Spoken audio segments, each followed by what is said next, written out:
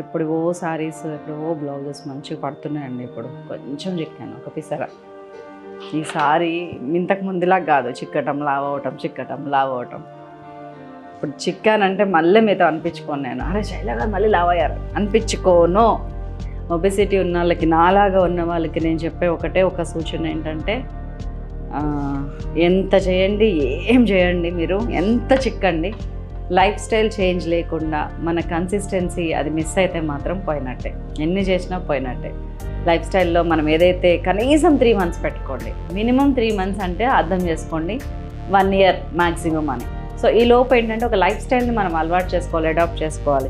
ఇట్లాంటి ఏమి మిస్ అవ్వాల్సిన పని లేదు. ఎప్పుడు వన్స్ మీ బాడీ ఫ్యాట్ లాస్ మొత్తం అయిపోయినాక, ఇంకా బాడీలో ఫ్యాట్ లేదు, కొలెస్ట్రాల్ లేదు, ట్రైగ్లిసరైడ్స్ లేవు, ఇవన్నీ అన్న తర్వాత అప్పుడు మీరు ఏమైనా చేయొచ్చు. క్రికెట్లో మీరు ఎలా అన్నా ఇరగదీయండి అంటే కొన్ని రూల్స్ అండ్ రెగ్యులేషన్స్ ఉంటాయి కదా, దానికి లోబడి ఇరగదీస్తే మీరు గ్రేట్. ఒబెసిటీలో కూడా అంతే, దానికి లోబడి, ఆ లైఫ్ స్టైల్కి, ఆ టర్మ్స్ అండ్ కండిషన్స్కి లోబడి మీరు కనుక చేస్తే గ్రేట్.